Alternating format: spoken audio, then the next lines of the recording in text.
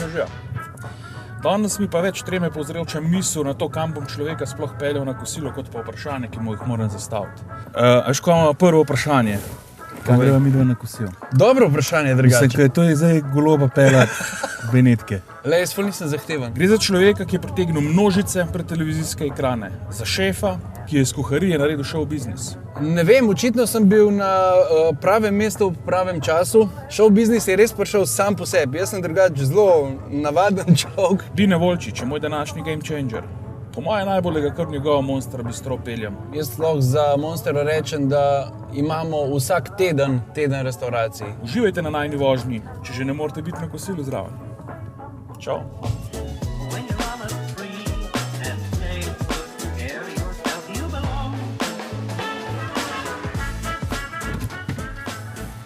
Že. Zdravo. Veseli. Evo. Veš, ko imamo prvo vprašanje, kam greva midva na kosilo? Dobro vprašanje, drugače. Mislim, to je zdaj goloba peljati Benetke. Le, jaz nisem zahteven. A se peljeva kaj in krog, pa greva do Krištofa ali... Lahko greva do Krištofa.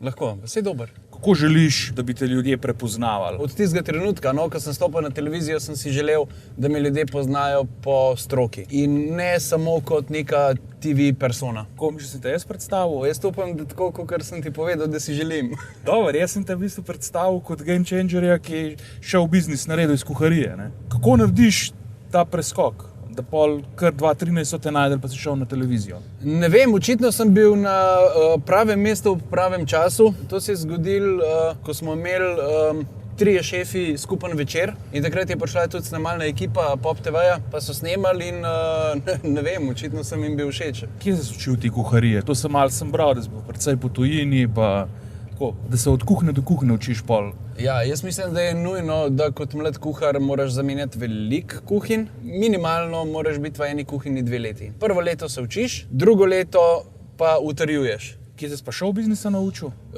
Sprot. Show biznis je res prišel sam po sebi. Jaz sem drugače zelo navaden človek. Moram reči, da prvo sezono, ko sem bil na televiziji, sem imel težave, valjda se jih je imel vsak. Drugo leto sem pa poiskal pomoč. Kakšno pomoč?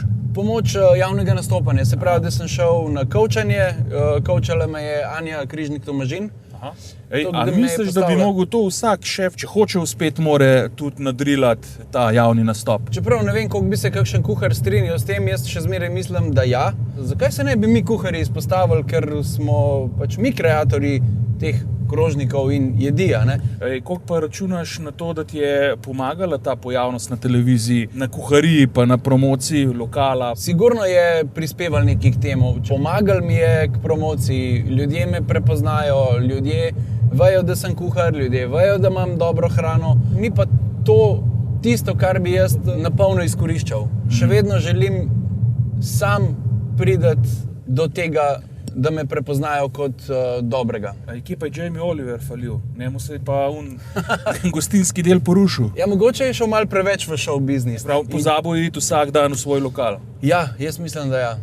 A imamo zaradi tega, ko ste začeli iz kuharije show biznis delati, a misliš, da zaradi tega Slovenci jemo boljšo hrano? Jaz mislim, da se je recimo z mojo pojavnostjo na televiziji takrat nasplošno govorim, začel to spreminjati. Jaz sem dejansko odprl vrata kuhinje vsakemu Slovencu in takrat so videli, koliko je naš poklic zares vreden. In skozi televizijo mislim, da se je ogromno ljudi izobrazilo in da zdaj tudi vejo naši gostje, kaj pravzaprav je dobra hrana. A misliš, da se je zaradi tega tudi obisk gostiln v restavraciji povečal? Sigurno smo postali bolj zahtevni. Monstera sodeluje recimo na tednu restavraciji? Ne. Monstera ne sodeluje na tednu restavraciji. Ker je premajhen lokal ali zaradi tega, ker se ti zdi, da jo napolniš lahko z bolj zapravljivimi gosti? Jaz ne gledam na to, kjer gost je bolj zapravljiv, kateri ne. Jaz lahko za Monstera rečem, da imamo vsak teden restavracij. Mi recimo menjamo na en teden oziroma 10 dni zamenjamo meni. Poj laufa lokal brez tebe. Ja, Bistro v Ljubljani gre kar, moram potrkati po glavi, no, da gre kar sam za sebe. A ni fora to, da te morajo tam gostje videti? Če bi jaz hotel biti skozi tam, se najbrž tudi ne bi imenovala Monster Bistro, ampak bi bilo neki Bine Volčič in neki. Vseeno nočem, da bi ljudje hodili tja zaradi mene, ampak raje še vedem, da hodijo zaradi dobre hrane. Večina so tujci. Ja, tujcev je veliko. Ne rečem, da ne, ker Ljubljana je itak polna, ampak imamo vedno prostor še za naše lokalce. Je res. Je. Krištof je danes odprt šele v 4, nekam drugam moramo. Kaj gremo pod vin? Lahko da podvin. A jaz Uroša pokličem, če ima fraj. Ej, ja včeraj sem te pri Matičku čakal zvečer, ker se tako hvalil zanč, da bomo šli. Dobar. Ej, poslušaj me, a imaš ti v roku 20 minut mogoče plec za 2, za eno kosilo? Imaš? No, pa prideva. Dobar, ajde, čau. Evo, ima fraj. A včeraj si levo pri Matičku? Ne, mi imamo Uroš Štefelin, Igor Jagodic, Matiček pa jaz, imamo enkrat na mesec ali pa enkrat na 2 meseca babi žur, kar pomeni, da upravljamo vse po spisku in spijemo kakšen kozarec dobrega vina, pa Matiček zmeraj kaj nareže dobrega. Tako da ja, ohranjamo eno tako prijateljstvo. Koliko je to real vse skupaj, ne vem, ko delate nekega Masterchefa? Treba se zavedati, da je to še vedno televizija. Snemanje vsake stvari je dolg čas za umreti. V enem snemalnem dnevu, ne vem, 16 ur, 17 ur, je treba to skrčati na 55 minut.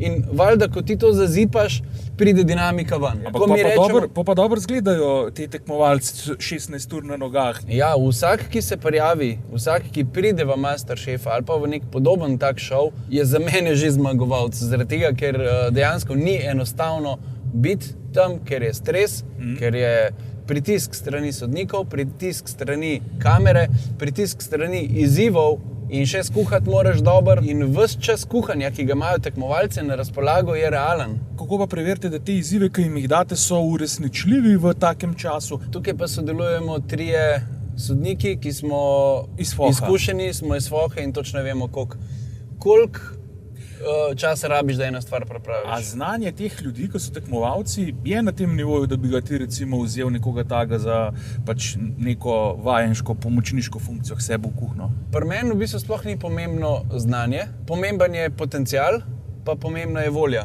Jaz se vzamem pa vsakega v kuhno. Samo če ima voljo do dela, če ima voljo do učenja. Koliko pa misliš, da od teh ljudi, recimo, ki pridejo čist do konca na Masterchefu, koliko od njih misliš, da so ready, da ga postaviš v en lokal in on pelje kuhno? Ni šans. Ni šans? Ne, ni šans. Zaradi tega, ker to je vseeno tekmovanje ljubiteljskih kuharjev. Realna kuhinja in delati za gosta je pa vseeno spet nekaj drugega. Tega se moraš pa priučiti. Kakšen bi bil pa nasvet za nekoga, ki bi želel pač tekmovati na Masterchefu? Neko kuharsko predznanje je pomembno. Osnovno, moraš biti komunikativen in seveda tudi všečen. A ti že po prvi oddaji, po prvem dnevu, ko snemate, ti vidiš tisto tretjino ljudi, ki veš, da se bojo do konca prebili? Ja, dosti hitro jih nekako prepoznam, samo se pa večkrat tudi zgodi, da se zmotam. A vsak se lahko nauči tega, no? Ali pa kakšne so predpogoje? Koliko moraš biti sposoben, ne vem, okušanja, vonjav? Tukaj so pomembne izkušnje, ampak ne govorim samo o kuharske izkušnje, tudi poznavanje sestavin, odkrivanje novih sestavin in si zapomniti v glavi okuse teh sestavin. Ne vem, zdaj, če ti rečem malancan, najbrž točno veš, kakšen okus je malancan. Točno vem. No, potem veš pasijonka, kakšen okus ima pasijonka. Pojma nimam. Pojma nimaš, ok, veš pa, kakšen okus ima jagoda. Ja. No, kaj bi si mislil, če bi te zdaj vprašal, a malancan pa jagoda pašete skupaj? Ne bi upal tega tvegati. No, tudi jaz ne. Sej, določene stvari že veš, ampak da pa nenavadne okuse zložiš skupaj, jih moraš pa zelo dobro poznati. Ne samo kakšnega okusa so, tudi kako se obnaša pri določeni obdelavi, kaj izgubi pri toplotni obdelavi, kako se obnaša, če mu spremeniš neki, a ne? A to se že v teoriji ti naučil? To samo z izkušnjo hočeš ugotoviti. Danes mi še ne vemo, kje bojo mišljenke padle. Ne. Kam bi pa ti recimo stavil, da bodo? Mislim, Ana Roš je absolutna tista, ki bo dobila Michelinovo zvezdico. Tukaj je brez dvoma in mislim, da si jo tudi ona najbolj zasluži. Je pa v Sloveniji restauracij vsaj 15, ki ti jih naštejem lahko, ki si jo zasluži. A misliš, da to ful pomaga za biznis? Tukaj je lahko zelo dvorezen meč. Jaz ti bom povedal, kako bi Michelinova zvezdica name vplivala in na Monster, recimo, če bi jo dobila. Se bojim, da bi mi naredili več slabega kot dobrega. Hočem reči, da je to neko priznanje za dosedanje delo, pa obveza za naprej. Rekel si 15 restauracij, verjetno bi jaz teh 15 restauracij, ki so pač tudi na top listah znov naštet, ampak zanimajo me take, ki so pod radarjem. Najbolj ven štrlita Jakob Pinter iz Tabara v Ljubljani, Ja? Luka Grič. Tam sem bil že večkrat. Ne vem, zakaj v končni fazi tudi ne gostilna Striček. Kje vidiš svojo prihodnost? Ne vem, jaz mislim, da imam energije še enih 10 let, da delam na 3 šihte oziroma da sam sebe maltretiram, pol bo pa mislim, da čas, da se jaz mečkano ustavim. Jaz imam namreč namen iti v penzijo pri 50-ih. No. Na koncu ugotoviš, na koncu kariere, da moraš vse to dati čez, kar jaz zdaj dajem, da pol vse to strneš, pa sam pobereš tiste jagode. Kaj je bila tvoja najbolj tvegana odločitev? Sigurno je bilo najbolj tvegano to, da sem se odločil za šolanje v Franciji, ker je šola bila relativno draga. Jaz sem takrat moral si kredit vzeti tam okrog 30 000 evrov, zato da sem lahko šel za 9 mesecev v šolo v Pariz in tudi francoščine nisem znal. In si se naučil tudi francosko? Ja. Kako pa gledaš na te moderne alergije danes? Kaj kupenih ljudi postalo alergičnih na to, ono, tretje? Ja, žal moram reči, no, da je tega vedno več. Iz izkušenj lahko povem, da je 50% res takih, ki imajo težave, Ja. 50% pa modernih, ne, takih, ki jih nimajo, pa si mogoče želijo pozornosti. Ampak do vsakega, ne glede na to, ali želi biti malo modern ali pa ima zares težave, je treba pristopiti resno. V kateri kuhinji bi kuhal, če odmislimo tvoje kuhne? Ja, mogoče si zdaj vedno bolj želim iti v Kobarid Kani Roš. Zakaj bi se vozil v Kopenhagen, če grem lahko Kani Roš? Kaj se ti zdi vrhunski produkt? Resnica? Kaj bi ti bila pa asociacija za vrhunski marketing? Isto. Kaj pa ti je asociacija na zadovoljno stranko pol? Iskrenost. In dream business zate? Teorija dream businessa je tisto, da delaš tisto, kar hočeš, Ja. da delaš toliko, kolikor hočeš. Ja. Potem je to itak zagotovljen uspeh, zaradi tega, ker dejansko uživaš v tem.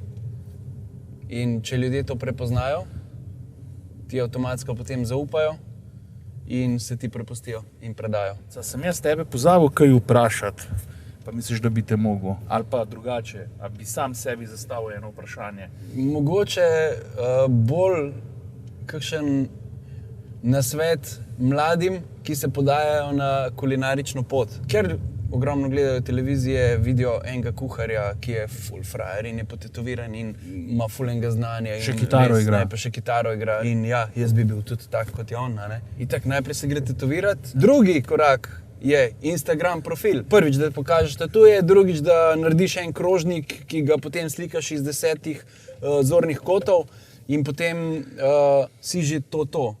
Ampak noben se pa ne zaveda, kaj pomeni biti vrhunski šef. Odrekanje, požrtvovalnost, garanje, scanje krvi, počasih delati tudi po 17 ur ali pa več z vneto ritjo.